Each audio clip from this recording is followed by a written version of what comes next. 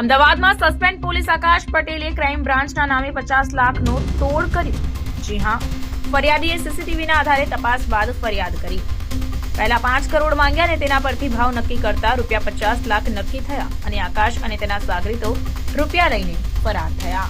27 તારીખના રોજ અમદાવાદ શહેરના એસજી હાઈવે વિસ્તારમાં શિવાલિક શિલ્પમાં એમપી ફાઇનાન્શિયલ સર્વિસીસ અને એમપી ટૂર્સ એન્ડ ટ્રાવેલ્સનો વ્યવસાય કરતા મિહિર પરીખભાઈ જે છે એમના ત્યાં એક વ્યક્તિ જાય છે અને પોતાની ઓળખ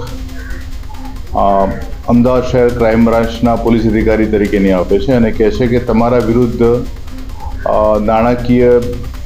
આંતરરાષ્ટ્રીય નાણાકીય હેરફેરનો કેસ થયેલો છે અને એમાં જે તમને સજા થશે તે સજા કદાચ 15 વર્ષ સુધીની સજાની જોગવાઈ છે અને આ કેસ જે છે એ નોન બેલેબલ કેસ છે. આ કેસમાં તમારી બહુ ટૂંક સમયમાં જામીન નહીં થઈ શકે આ પ્રકારનો એને ડર બતાવેલો અને જણાવ્યું કે ઘણા લાંબા સમય સુધી તમારે જેલમાં રહેવું પડશે અને આ અંગે કોઈપણ પ્રકારની તમારે વચ્ચેનો કંઈ રસ્તો લેવો હોય તો લઈ શકો છો. આમ એને 3 થી 4 કલાક સુધી આ જે ફરિયાદી જે છે એને ભયમાં રાખેલો અને એ સમયે ફરિયાદી એના જે પ્રભાવમાં આવી અને એની પાસે એને 50 લાખ રૂપિયા રોકડા એને આપેલા.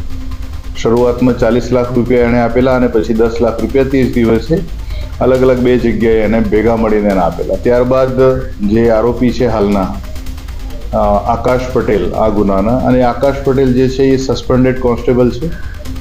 2015માં પોલીસ વિભાગમાં ભરતી થયેલા અને એ આ પૈસા મેળવ્યા પછી ફરિયાદીને એટલે ભોગ બનનારને એમના ઉતારી દીધેલા ઘર પાસેથી ને એમના સાથેના 2 સાગરીતો સાથે આ તમામ નાણાં લઈ અને લોકો જતા રહેલા.